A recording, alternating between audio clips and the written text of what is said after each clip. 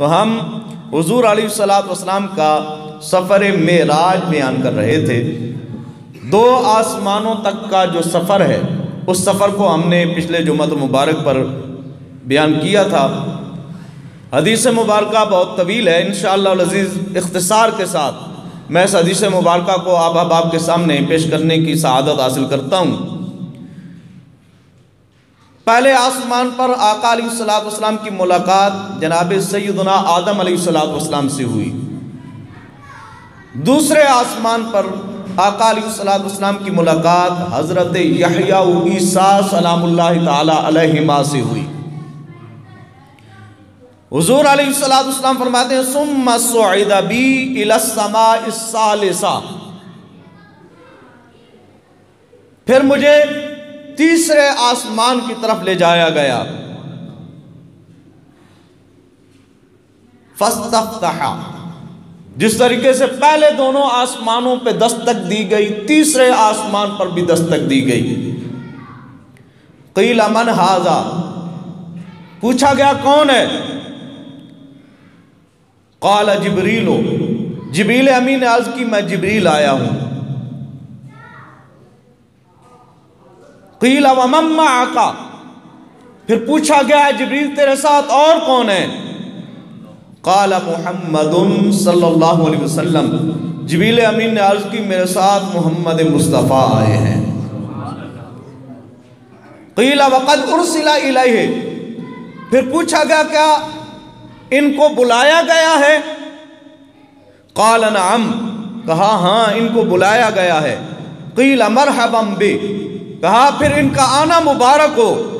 فنعم المجیء جاء، ان کا آنا کیا ہی اچھا ہے۔ ففتح، پھر تیسرے آسمان کو کھولا گیا۔ فلما خلصت، نبی پاک صلی اللہ تعالیٰ علیہ وبارک وسلم فرماتے ہیں جس وقت تیسرے آسمان کا دروازہ کھولا گیا، میں تیسرے آسمان پہ گیا، اذا یوسف، کیا دیکھتا ہوں وہاں پہ حضرت یوسف علیہ السلام موجود ہیں۔ حسن یوسف دم عیسیٰ ید بیضا داری، آنچ خوباں ہمہ دارن تو تنہا داری۔ وہ خوبیاں جو اللہ نے تمام انبیاء کو عطا فرمائی تھی وہ اکٹھی کر کے اللہ نے آمنہ کے لال کو عطا فرمائی ہیں۔ وہ ساری خوبیاں اکٹھی کر کے اللہ رب العزت نے میرے اور آپ کے نبی کو عطا فرمائی۔ حضور علیہ السلام فرماتے ہیں وہاں پہ حضرت یوسف علیہ السلام ہیں۔ قال ھذا یوسف، جبریل امین نے کہا یہ یوسف علیہ السلام ہے۔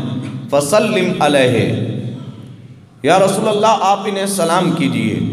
فسلمت علیہ، حضور فرماتے ہیں میں نے حضرت یوسف علیہ السلام کو سلام کیا۔ فرد، حضرت یوسف علیہ السلام نے سلام کا جواب دیا۔ ثم قال، پھر حضرت یوسف علیہ السلام نے کہا مرحبا بالاخ الصالح والنبی الصالح، اے میرے نیک بھائی آپ کا آنا مبارک ہو، اے نبی صالح آپ کا آنا مبارک ہو۔ تو حضور علیہ السلام کا تیسرے آسمان پر استقبال کیا حضرت یوسف علیہ السلام نے۔ پھر آقا علیہ السلام فرماتے ہیں ثم صعد بی حتی اتی السماء الرابعہ، تیسرے آسمان کے بعد پھر چوتھا آسمان آیا، وہاں پر بھی چوتھے آسمان کے دروازے کو کھٹکھٹایا گیا۔ فاستفتح، قیل من ھذا، چوتھے آسمان پر بھی ہوئی سوال ہوئے آنے والا کون ہے؟ جبریل امین نے عرض کی میں ہوں۔ جبریل امین سے پوچھا گیا تیرے ساتھ کون ہے؟ جبریل امین عرض کرتے ہیں میرے ساتھ محمد مصطفیٰ صلی اللہ تعالیٰ علیہ وبارک وسلم تشریف فرما ہوئے ہیں۔ قیل وقد ارسل الیہ، چوتھے آسمان پر بھی وہی سوال ہو رہے ہیں، کیا ان کو بلایا گیا ہے؟ جبریل امین عرض کرتے ہیں ہاں ان کو بلایا گیا ہے۔ قیل مرحبا بہ فنعم المجیء جاء، چوتھے آسمان پر حضور علیہ السلام کا اسی طریقے سے استقبال ہوا جس طریقے سے پہلے تینوں آسمانوں پہ استقبال ہوا۔ فلما خلصت، حضور علیہ السلام فرماتے ہیں جس وقت میں چوتھے آسمان پہ نمودار ہوا، فَإِذَا إِدْرِيسُ وہاں پہ حضرت ادریس علیہ السلام موجود تھے. فَقَالَ هَذَا إِدْرِيسُ فَسَلِّمْ عَلَيْهِ جبریل امین نے عرض کی یا رسول اللہ یہ حضرت ادریس علیہ السلام ہیں، آپ انہیں سلام کیجئے. فَسَلَّمْتُ عَلَيْهِ حضور علیہ السلام فرماتے ہیں میں نے سلام کیا. فَرَدَّ انہوں نے سلام کا جواب دیا. ثُمَّ قَالَ پھر حضرت ادریس علیہ السلام نے اسی طریقے کے جملے کہے جس طریقے سے حضرت یوسف علیہ السلام نے کہا، جس طریقے سے حضرت یحییٰ اور حضرت عیسیٰ علیہ السلام نے کہا تھا، اسی طریقے سے حضرت ادریس علیہ السلام کہتے ہیں مرحبا بالاخ الصالح والنبی الصالح، اے نیک بھائی آپ کا آنا مبارک ہو، اے نیک نبی آپ کا آنا مبارک ہو. پھر حضور علیہ السلام فرماتے ہیں چوتھے آسمان کے بعد پانچویں آسمان کی طرف مجھے بلایا گیا، یہاں تک کہ پانچواں آسمان آیا. پانچویں آسمان پر بھی دستک دی گئی، وہاں پر بھی اسی طریقے سے سوال و جواب ہوئے. کون ہے؟ جبریل امین کہتے ہیں میں جبریل آیا ہوں. پوچھا گیا تیرے ساتھ کون ہے؟ جواب ملتا ہے میرے ساتھ محمد الرسول اللہ صلی اللہ تعالیٰ علیہ وبارک وسلم آئے ہیں. پھر سوال ہوتا ہے کیا ان کو بلایا گیا ہے؟ کہا ہاں ان کو بلایا گیا ہے. پھر حضور علیہ السلام کو مرحبا کہا گیا.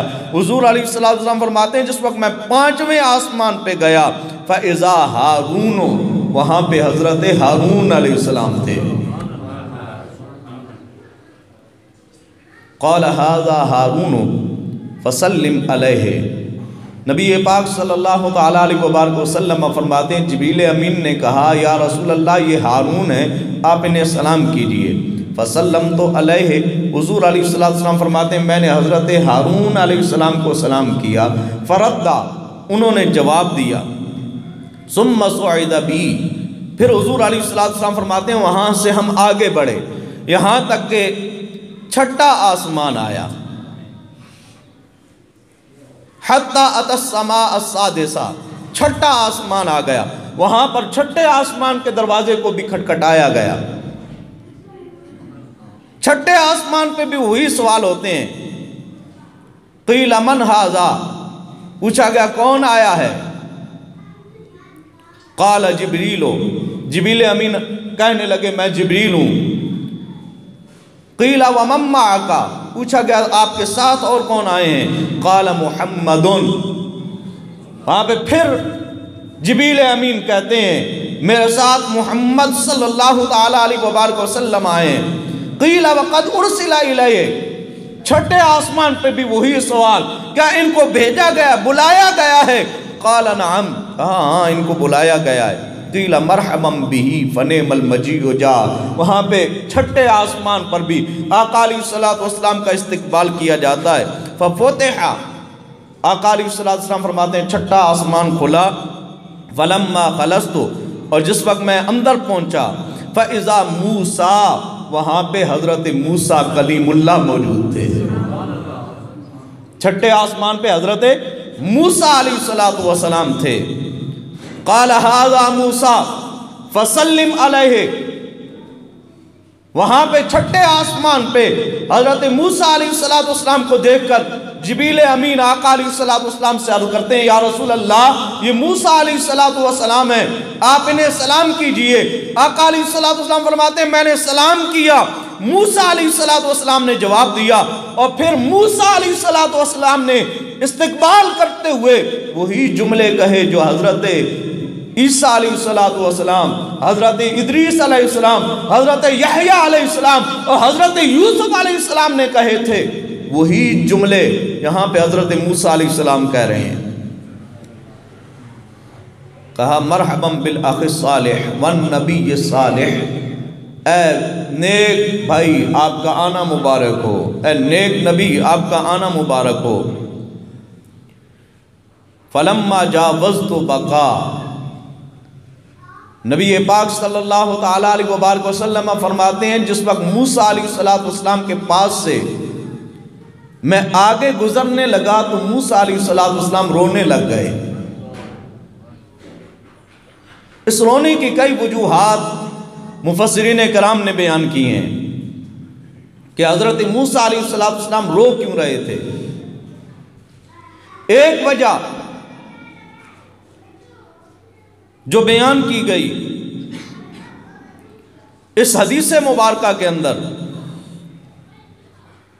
فرماتے ہیں قیل لہ ما یبکیک، حضرت موسیٰ علیہ السلام سے کہا گیا، پوچھا گیا، اے موسیٰ آپ کو کس چیز نے رلایا ہے؟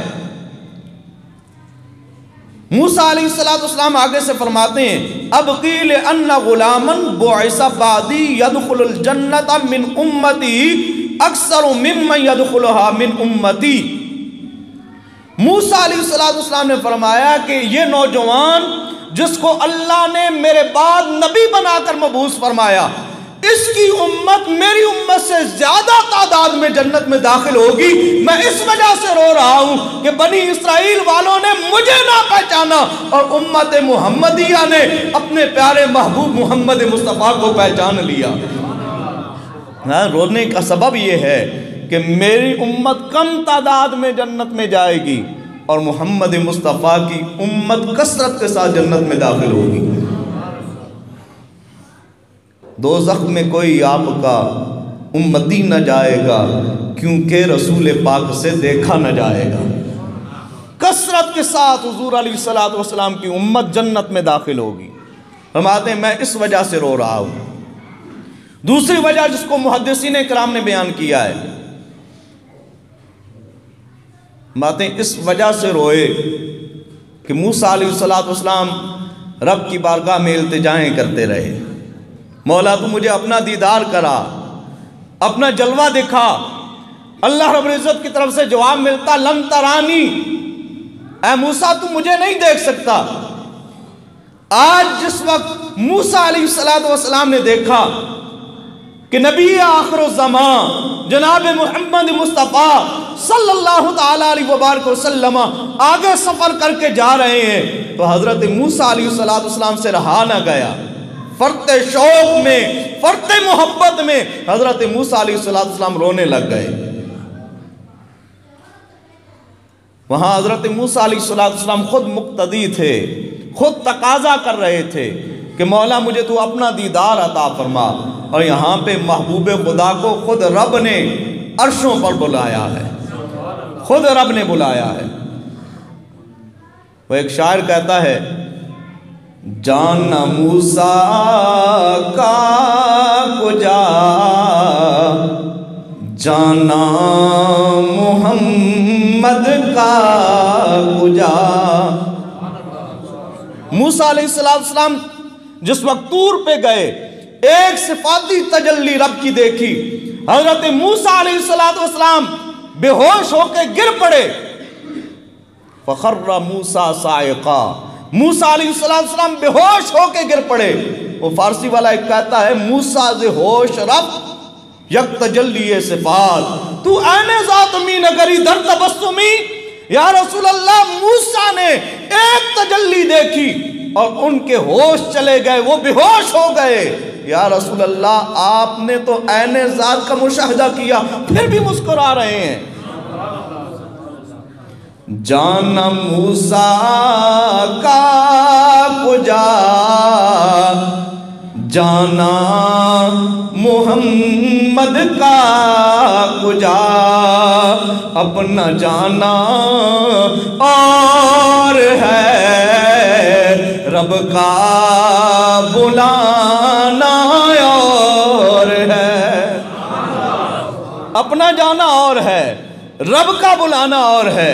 طالب و مطلوب کا ملنا ملانا اور ہے، طور جانا اور ہے، سر عرش بلانا اور ہے۔ یہ طور پہ جانا اور ہے، رب کا عرش پہ بلانا اور ہے۔ فرمایا موسیٰ علیہ السلام جو روئے وہ اس وجہ سے کہ آج رب کا دیدار کرنے کے لیے نبی پاک صلی اللہ تعالیٰ علیہ وبارک وسلم جا رہے ہیں، جس کے لیے میں تمنا کرتا رہا وہ میری تمنا پوری نہ ہوئی۔ پھر نبی پاک صلی اللہ تعالیٰ علیہ وبارک وسلم فرماتے ہیں ثم صعد بی الی السماء السابعہ، پھر 60ویں آسمان کی طرف ہم بڑھے، فاستفتح، 7ویں آسمان پر دستک دی گئی، وہاں پہ بھی پوچھا گیا کون ہے؟ تو جبریل امین نے عرض کی کہ میں جبریل ہوں۔ پوچھا گیا آپ کے ساتھ کون ہے؟ جبریل امین نے پھر عرض کی میرے ساتھ محمد صلی اللہ تعالیٰ علیہ وبارک وسلم تشریف فرما ہوئے ہیں۔ پھر پوچھا گیا کیا ان کو بلایا گیا ہے؟ کہا ہاں ان کو بلایا گیا ہے۔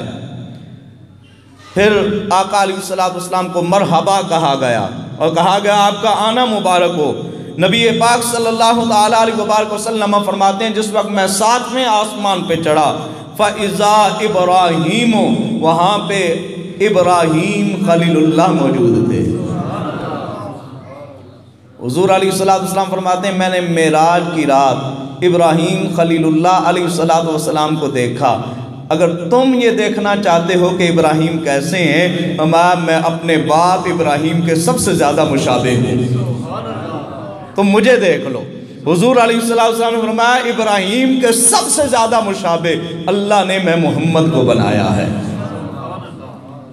ہمارے 7 آسمان پہ حضرت ابراہیم خلیل اللہ علیہ السلام سے ملاقات ہوئی۔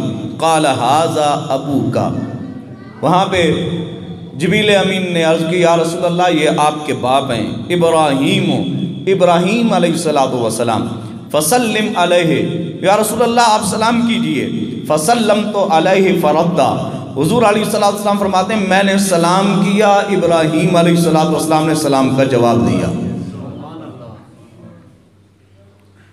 ثم قال مرحبا لابن الصالح والنبی الصالح، پھر ابراہیم خلیل اللہ علیہ السلام نے فرمایا اے میرے نیک اور پرہیزگار بیٹے آپ کا آنا مبارک ہو، اے نیک متقی اور پرہیزگار نبی آپ کا آنا مبارک ہو۔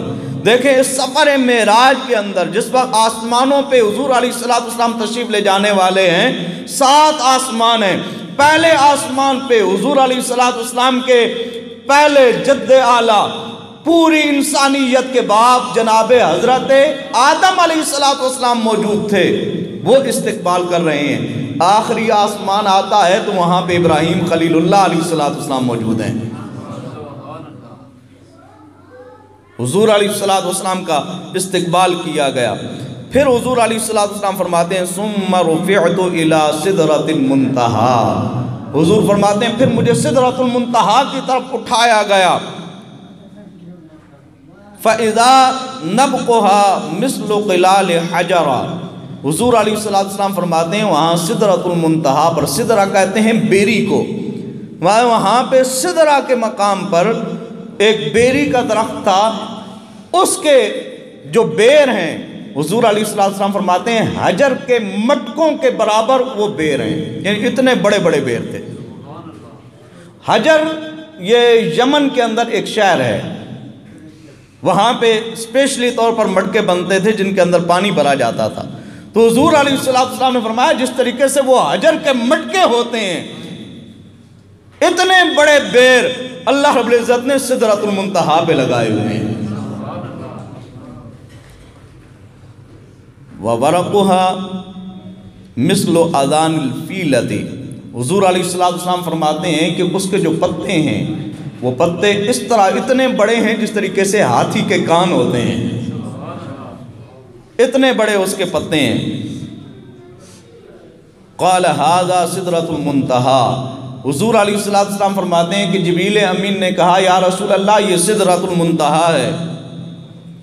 فَإِذَا أَرْبَعَةُ أَنْهَارٍ، حضور علیہ السلام فرماتے ہیں سدرۃ المنتہی پہ 4 نہریں میں نے دیکھی، نہران باطنان و نہران ظاہران، وہاں پہ 2 نہریں ایسی تھیں جو پوشیدہ تھیں اور 2 نہریں ایسی تھیں جو ظاہر تھیں، 2 نہریں پوشیدہ اور 2 نہریں جو تھیں وہ ظاہر تھیں۔ قلت ما ھذا، آقا علیہ السلام فرماتے ہیں میں نے جبریل امین سے پوچھا یہ کیا ہے؟ جبریل امین نے کہا اما الباطنان فنہران فی الجنہ، یا رسول اللہ یہ جو نہریں پوشیدہ ہیں یہ جنتی 2 نہریں ہیں۔